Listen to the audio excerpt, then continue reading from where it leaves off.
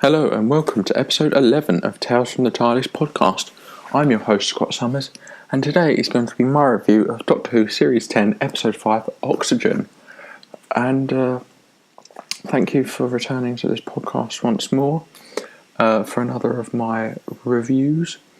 Oxygen, of course, written by Jamie Matheson, who wrote Mummy on the Orient Express, which, as I mentioned in my commentary, it was an episode I absolutely loved.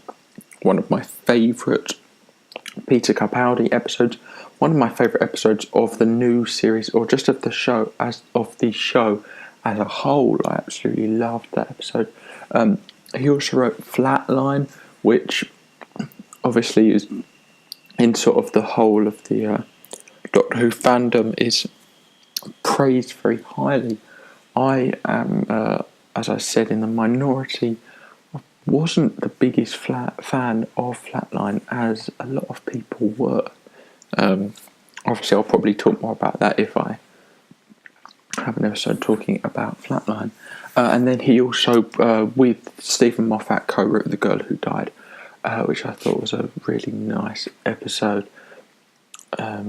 Really fit in well with that series. I loved the series as a whole. And this episode directed by Charlie Palmer, who I didn't realise has also directed one of my favourite two-parters in Doctor Who. He was the director of Human Nature Family of Blood from Series 3. Human Nature Family of Blood. Martha Jones, of course, in the 10th Doctor. He also directed Smith and Jones and the Shakespeare Code from that same series, and he is set to direct another episode later on in this series. So I have to say, I really enjoyed Smith and Jones. Wasn't as big a fan of Shakespeare Code, but Human Nature Family of Blood is another one of my favourites, especially if you were to just look at two-parters. That is one of my favourites, especially I thought was a real standout in that series, and just one that I absolutely love. But moving on to my review of the actual episode, and I'm going to start off with, as I am now doing, with what I liked about the episode first of all. I thought the visuals this series so far have just been amazing. I don't believe Doctor Who has had a significantly higher budget. I don't think the budget has gone up at all from previous series. I don't know if I'm just noticing it more because I'm now doing reviews of episodes, but I just think the scenes all just look amazing. And you see the way that they look, you know, when we see space, and the space suits I thought looked absolutely amazing. You know, normally last few years in Doctor Who we've had that classic orange space suit that the Doctors have all worn. I love the design of these space suits, and the design of the space station as a whole I thought was absolutely amazing. Another thing I really loved was I really liked the base under siege, as you know, it was almost a Doctor Who trope, but the way that it was done in this episode with these, you know, almost zombie-like creatures of sort of, because you're trapped, you're moving around, but you know that they're always following you and they're always going to keep up. They're not running after you, they're just closing in on you more and more. And I really like when a Doctor Who story does that. Another thing I love, small thing, the sort of the ending and the cliffhanger at the end, where you see the Doctor really solve the whole end of the story and ends up keeping, you know, the few people still alive safe, and ends up managing to save Bill, which is absolutely amazing. And then we find out that he's still blind, and that just looks a great cliffhanger into what looks like a really good episode next week. A couple of things I didn't like about the episode. I thought it did seem to sort of lack a little bit of plot. Obviously, because it was very contained and the sort of story kept going, but there were a few tropes which I don't think were quite used, like in the opening, they can't hear each other, and the fact that it was only ever Bill's spacesuit malfunctioned, and then I have to say the side characters really. I mean, we had the two at the start of, like, the trope of them not being able to hear each other I wasn't a big fan of, but I did quite like those two. I did sort of feel a bit towards those two characters, and the only other side character I really remember that much was obviously our blue friend Dachran, pretty much just because he was blue and because of his name and the lovely little interaction he had with Bill there, where he said, "Oh, we've rescued a racist." It was just nice to see them sort of interplay and see Bill. It was interesting. Never thought I'd see Bill called a racist in that way. I thought that was actually really cool. Jumping away from the my negative as a whole, in that the most of them were basically red shirts to be killed for the purpose of the story. So I wasn't it wasn't great that. So yeah, most of the side characters I really didn't have any sort of attachment to. Touching on our heroes, our main characters, the Doctor, Peter Capaldi, as I find myself I keep saying this, I think he was just absolutely amazing once again.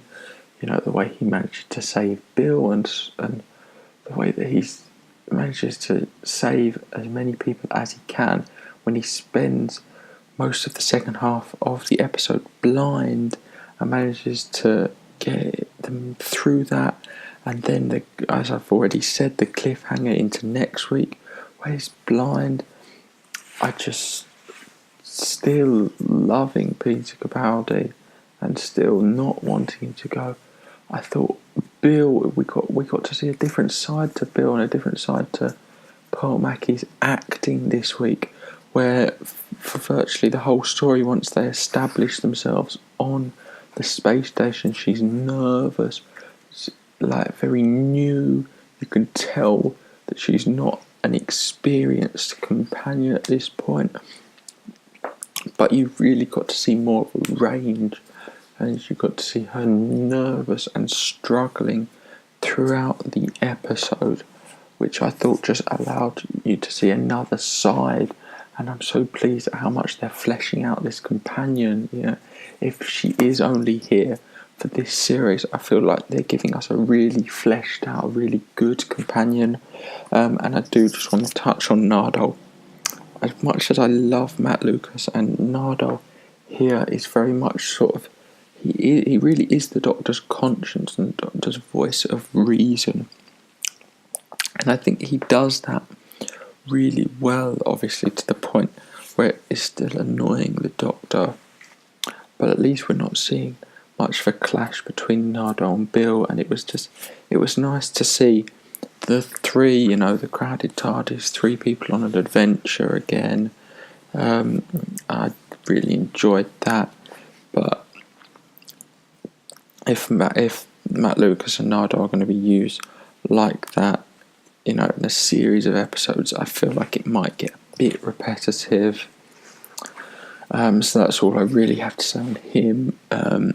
And a lovely little check-in, as I do love to do at the end of every review, of a few references. Obviously, as pointed out by Den of Geek online, the first line Peter Capaldi utters in the story of Space, the Final Frontier, they thankfully pointed this out to me, that it is of course referencing John Pertwee's story Frontier in Space, which was Roger Delgado's last performance of the Master, and obviously we saw Missy in the Next Time trailer, and it all links like that. Apparently it was also used in this American sci-fi show called Star Trek. Don't know if you're familiar with that, you might be. So it's probably also a reference to that. I'll leave that one up to you. Obviously, Base Under Siege is something that we've seen in various different formats. It's not the first time that we've seen it in a space station either. I think back to the Ark in Space, Tom Baker's Fourth Doctor. It was Fourth Doctor, Sarah Jane and Harry, right at the beginning of the Fourth Doctor's run when they're on Nerva Beacon. Also happened Second Doctor and Jamie in The Wheel in Space. And then I suppose if you want to look at something new series, then you've got to go right back to the beginning of Christopher Eccleston's time. Something like The End of the World, with that lovely space station. Of course, we revisited, that same space station throughout the course of that series. The sonic screwdriver got destroyed. Of course, something that happened back in the classic series. Fifth Doctor episode, The Visitation, and then of course the sonic screwdriver got phased out in the classic series. Writers not wanting the Doctor to be too dependent on it. And then, of course, in the new series, it got destroyed in Smith and Jones when it got destroyed. And then also eaten in Christmas Carol, one of Matt Smith's Christmas episodes, which does link to one of my few problems with the masterpiece that was The Day of the Doctor, the Doctor Who 50th anniversary special. One of my very, very few issues with that episode would be that the premise of saving everything is that the sonic screwdriver is the same software, just a different case, and that it's not really explained because it's a different sonic screwdriver. There are different iterations of the sonic screwdriver after they got destroyed, and the Doctor got new ones.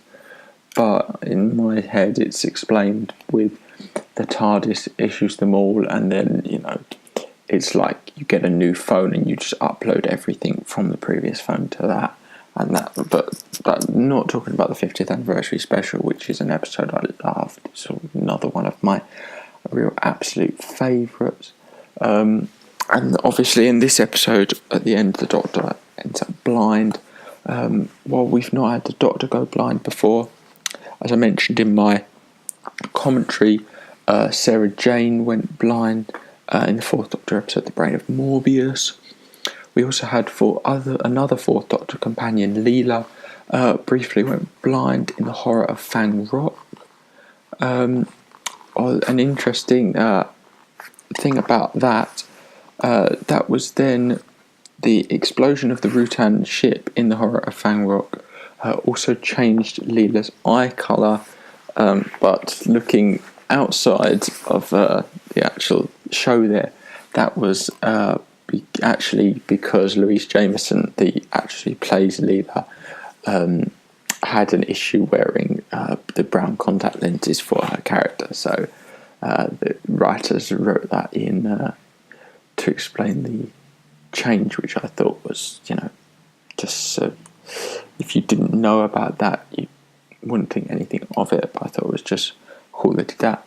And then also in the 8th Doctor TV movie, Grace Holloway briefly went blind after looking into the Eye of Harmony. At the end of the episode, we saw the Doctor with his yo-yo, which definitely seems to be a 12th Doctor favourite, having used it in both Kill the Moon and also in The Girl Who Died. Very interesting. That was also written by Jamie Matheson. Maybe it's just a Jamie Matheson thing. And but he obviously was a fan of the Fourth Doctor, who did use it in an episode I've already mentioned, The Ark in Space. So yes, Jamie Matheson obviously a fan of the Fourth Doctor using it, and he has made the 12th Doctor a fan of using the yo-yo. And then moving on to the last reference, one of my absolute favourites, the fluid link. Obviously, you would have first seen the fluid links in the story The Daleks back in 1963, the second ever full story in Doctor Who back in the William Hartnell days. And the fluid links have not been mentioned in an actual Doctor Who episode since the 60s. I believe their last reference was in the Mind Dropper, so we've not had anything since the 60s, unless, of course, as I did also mention in my commentary, listen to Radio Free Scaro, who have mentioned them in one of their segments they do.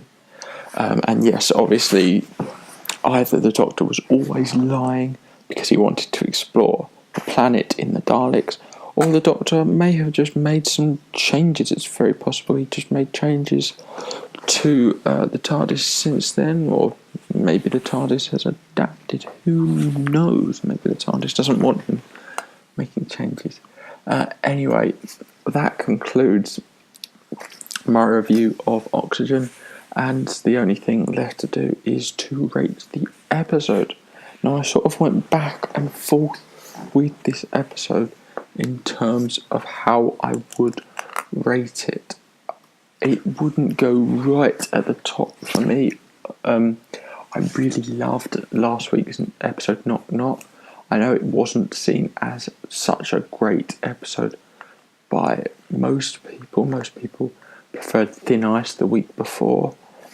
Thin Ice, before today, was probably my third favourite episode of this series. Not that that's a bad thing. I would give this episode, I would probably say that this episode, because I liked so much about it, and really it was a lot of nitpicking the stuff I didn't like, I would give this an 8 out of 10. I probably put this around the same level of Thin Ice and the pilot. I think I definitely preferred the pilot to this, and so yeah, this has got to be on a par for me, probably just below Thin Ice, which would make this my fourth favourite episode of the series out of 5, but that really isn't saying too much, because even Smile, which was technically my least favourite episode of this series, I still loved that episode, and I've just loved this whole series so far, and I just really hope that we don't get a Sleep No More that really ruins the last series, or episodes like that which bring the series down. I'd love if we could, especially for Peter Capaldi, to just finish off his time as the Doctor with a really good series. So yes, I'll be back next week with a very interesting commentary and review of next week's episode, which I really think should be called Don't Blink, Don't Worry I Can't, I'm Blind. That's probably a bit too long, but okay. So you please leave a like, comment and subscribe so you don't miss another episode. You can find me on Twitter at Tales_TARDIS, or via email at talesfromthetardis@gmail.com. I appreciate any feedback you have. Please let me know in the comments section or on Twitter or email. I will see you next week. Until then, I've been Scott Summers, and this has been Tales from the TARDIS Podcast.